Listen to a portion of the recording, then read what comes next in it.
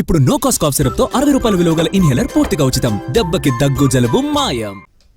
సింహాచలం చందనోత్సవం అత్యంత వైభవంగా జరుగుతోంది. అనువంశిక ధర్మకర్త గోవా గవర్నర్ అశోక్ గజపతిరాజు తొలి పూజ చేశారు. రాష్ట్ర ప్రభుత్వం తరపున హోంమంత్రి అనిత పట్టు వస్త్రాలను సమర్పించారు. తర్వాత భక్తుల దర్శనాలకు క్యూ లైన్స్ ఓపెన్ చేశారు. అప్పన్న నిజరూప దర్శనం కోసం గంటల తరబడి ఎదురు చూస్తున్న భక్తులు గోవింద నామస్మరణలతో సింహగిరులు మారుమోగిపోతున్నాయి. మొదటి 2 గంటల్లో 8,000 మంది భక్తులు స్వామివారి నిజరూప దర్శనం చేసుకున్నారు. టైం స్లాట్ విధానం పకడ్బందీగా అమలు చేయటం సత్ఫలితాలను ఇచ్చింది. టికెట్లు ఉన్న భక్తుల్ని కొండపైకి అనుమతిస్తుండగా సర్వదర్శనం క్యూ లైన్స్ వేగంగా కదులుతున్నాయి. హోంమంత్రి అనిత క్యూ లైన్స్ ను పరిశీలించారు. అంతరాలయం దగ్గర ఎటువంటి ఇబ్బందులు తలెత్తకుండా సూచనలు చేశారు. భద్రతా పరంగానూ పటిష్టమైన చర్యలు చేపట్టడంతో ఎటువంటి ఇబ్బందులు లేకుండా క్యూ లైన్స్ కదులుతున్నాయి.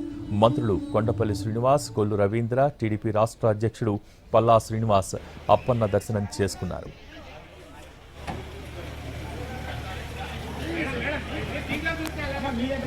Yeah.